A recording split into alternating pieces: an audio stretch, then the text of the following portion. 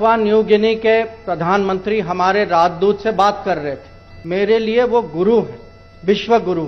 मैं विदेश नीति कर रहा हूं, आज तक मैंने ऐसा दृश्य कभी नहीं देखा। Prime Minister Modi is certainly one of the most visible leaders that India has had in my lifetime. Hindustan तो बहुत अच्छा काम कर रहा है। जब आपके हालात इस तरह बन जाते हैं तो somebody has to intervene। ये सब हो क्या रहा है? क्या यही है जिसे हम अल्फाज में क्या कहते हैं, मकाफाते अमल? सबको ले जाओ, मुझे पाकिस्तान को क्या करना है, मुझे अपने पीओके को लेना है वापस।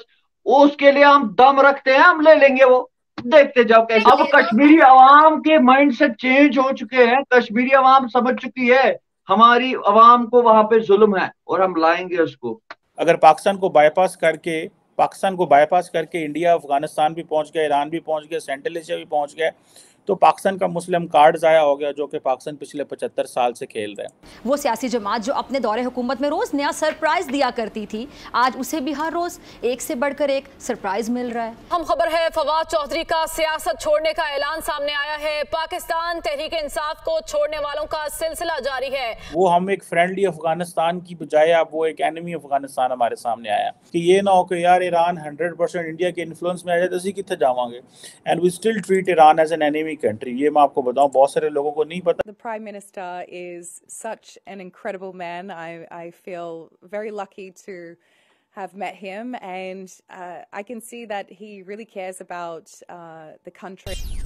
हेलो फ्रेंड्स, जय हिंद। हिंदुस्तान स्पेशल में आपका स्वागत है दोस्तों। प्राइम मिनिस्टर नरेंद्र मोदी गुरुवार को 3 देशों की यात्रा के बाद स्वदेश लौटे। अपनी 6 दिवसीय यात्रा के दौरान दुनिया के कई यादगार पल देखे गए, जिसमें पापुआ न्यू गिनी के प्रधानमंत्री का पीएम मोदी के पैर छूना, ऑस्ट्रेलिया के प्राइम मिनिस्टर का दी बॉस कहना और अमेरिकी राष्ट्रपति जो बाइडेन का प्राइम मिनिस्टर मोदी से ऑटोग्राफ मांगना शामिल है। प्राइम मिनिस्टर मोदी के साथ विदेश दौरे पर विदेश मंत्री एस जयशंकर भी थे। उन्होंने विदेश में काफी करीब से प्राइम मिनिस्टर मोदी के हर कार्यक्रम में शिरकत की। जयशंकर ने कहा कि जब हमारे prime minister Papua New Guinea में अपने विमान से उतरे और वहां के प्राइम मिनिस्टर जेम्स मरापे ने जिस तरह से उनका स्वागत किया वह अद्भुत था। उन्होंने प्राइम मिनिस्टर मोदी के पैर छुए, यह सभी ने देखा। मैं आपको यह भी बताना चाहता हूं कि उससे पहले पापुआ न्यू गिनी के प्रधानमंत्री हमारे राजदूत से बात कर रहे थे। उन्होंने उनसे कहा कि मैं भारत के प्रधानमंत्री को केवल प्रधानमंत्री नहीं मानता, वह मेरे लिए सिर्फ एक और अतिथि नहीं है, मेरे लिए वह गुरु हैं, विश्व गुरु हैं। पिछले 45 साल से मैं विदेश नीति देख रहा हूं, उसके लिए काम कर रहा हूं, मैंने ऐसे दृश्य नहीं देखे। papua न्यू गिनी के प्रधानमंत्री हमारे राजदूत से बात कर रहे थे और उन्होंने उनसे पूछा कि मैं भारत के प्रधानमंत्री को खाली प्रधानमंत्री नहीं मानता, मेरे लिए वो एक और अतिथि नहीं है, मेरे लिए वो गुरु है, विश्व गुरु। और जो आदर सम्मान जो था वो न केवल उनकी सोच थी, वो पूरे पैसिफिक की सोच थी, पूरे दुनिया की सोच थी। तो आप ही देखिए, मैं ये कह सकता हूं पिछले 45 साल में मैं विदेश नीति कर रहा हूं, आज तक मैंने ऐसा दृश्य कभी नहीं देखा। तो एक वक्त था कि इंडिया के अंदर अफगान फौजी चाहते थे, अब तालिबान भी जाएंगे ट्रेनिंग लेने, और वो तालिबान जो है वो जारी बात है फिर पाकिस्तान के बॉर्डर पे आएंगे और वो पाकिस्तान से लड़ेंगे। ये चीज़ें तो होनी है।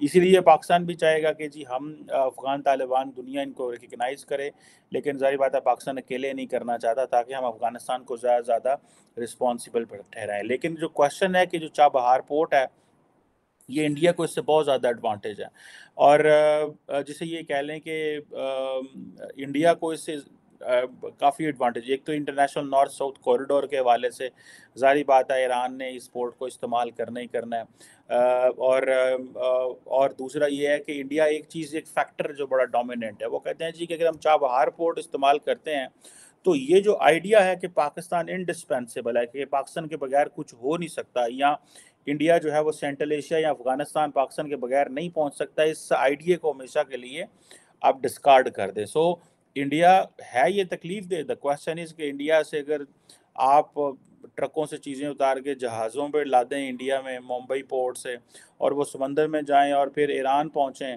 और ईरान चाबहार पे फिर उन्हें जहाज़ से उतार के ट्रकों पे लगाएं और फिर वो आगे जाए, तो एक ये चीज़, और एक सीधा इंडिया से पाकिस्तान से क्रॉस करके और सीधा अगर आपने उसको हेरात भेजना है, हेलमंद भेजना है, काबुल भेजना है, आप कहीं भी उसको भेज सकते हैं अफगानिस्तान के अंदर। सब सारी बात है, इसमें तकलीफ तो ज़रूर है फिर सारी बात है, इंश्योरेंस के मसाइल हैं, इंटरनेशनल सीज आ जाते हैं, बड़ा इंटरनेशनल वाटर्स में से गुजरना है, सो बहुत सारी चीज़ें हैं। सो क्वेश्चन ये है कि जो चाबहार पोर्ट है वो इंडिया के लिए इंतहाई इंपॉर्टेंट है। So initially they want to use it for humanitarian purpose, other than that for improving strategic ties with Iran, other than that having an influence on Afghanistan, giving life to their international north-south corridor that start from St. Petersburg और central Asia से, और वो सारा इधर से होता जब नीचे आता है। सो उनको पता है कि हमने क्या करना है और किस तरह चीज़ें जो हैं वो हमने उसको आगे लेके जाना। अब इंडिया जो है वो सिर्फ ये कहता है जी हम तो इसको सिर्फ, we are not about just strategic Chabahar port जो हमें चाहिए या अफगानिस्तान चाहिए। We have good friendly historical and civilizational connections with the Afghans, with Iranians, with the Central Asian countries. So Pakistan कहाँ पे खड़ा हुआ है? अगर पाकिस्तान को बाईपास करके इंडिया अफगानिस्तान भी पहुंच गया, ईरान भी पहुंच गया, सेंट्रल एशिया भी पहुंच गया, तो पाकिस्तान का मुस्लिम कार्ड ज़ाया हो गया जो कि पाकिस्तान पिछले 75 साल से खेल रहा है। पाकिस्तान की नेबरहुड ज़ाया होगी जो कि पिछले 75 साल से हम कह रहे हैं। अफगानिस्तान के वाले से हमारी पॉलिसी ये रही है जी, ये स्ट्रेटेजिक डेप्थ है, हमें इसके ऊपर जो है ना वो कल को इंडिया हम पे हमला करता है तो अफगानिस्तान एक फ्रेंडली मुल्क हमारे साथ होना चाहिए, ताकि हमें अगर स्ट्राइक बैक करना है, सेकंड स्ट्राइक करनी है तो अफगानिस्तान से हम ये इस तरह के रफ आइडियाज़ जो है मिलिट्री सोल्जर्स बनाते रहते हैं, सारी बात है। बट एनी हाउ वो हम एक फ्रेंडली अफगानिस्तान की बजाय अब वो एक एनिमी अफगानिस्तान हमारे सामने आया। और इंडिया क्योंकि they are doing trade, business, economy की बातें हो रही हैं, इसीलिए पाकिस्तान के जो वज़ीर आज़म है उन्होंने रिसेंटली ईरान के साथ जो है ट्रेड जो पाकिस्तान अफगान जो ईरान और पाकिस्तान बॉर्डर के ऊपर मार्केट्स खोली हैं। ग्वादर में जो है वो उनकी बिजली आएगी ईरान के ऊपर, बिकॉज कि ये ना हो कि यार ईरान 100% इंडिया के इन्फ्लुएंस में आ जाए तो ਅਸੀਂ कितने जावांगे। And we still treat Iran as an enemy country. ये मैं आपको बताऊं, बहुत सारे लोगों को नहीं पता, लेकिन Iran is treated as an enemy country in Pakistan. जो दोज पीपल वे मेक अ डिसीजन अफोर्ड कर सकते हो ना, तो फिर पाकिस्तान की 22 करोड़ की आबादी को अफोर्ड करके दिखाओ। कर सकते हो तो ले जाओ, सबको ले जाओ। मुझे पाकिस्तान को क्या करना है, मुझे अपने पीओके को लेना है वापस।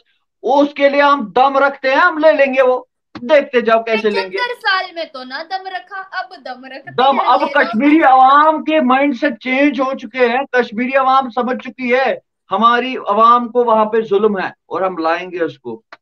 कश्मीर का कोई मसला ही नहीं है, जो मसला है वो पीओके का मसला है। पॉजिटिविटी स्प्रेड करने के लिए रोज इतना खौर होते हैं, काम कर रहे हैं इसके लिए, लोगों से बात करते हैं, डिफरेंट इंटरव्यूज करते हैं, वहां बहुत अच्छी बात है। पहुंचाते हैं। जब तक आप आवाज नहीं उठाओगे तब तक कुछ नहीं होगा। आवाज उठाते, बट एज यूजुअल एक चीज मैं भी रेस्पेक्ट से, गुजारिश से बोलता हूँ कि एक चीज पे और आवाज उठाइए इंटरनेट पे। बात ही नहीं करना चाहती, एक दफा जिसने मेरी बात सुनी हो अपना ही बोले। मैं तो बोल रहा हूँ कि गुजारिश करता हूँ कि इंटरनेट के लिए भी आवाज उठा दो।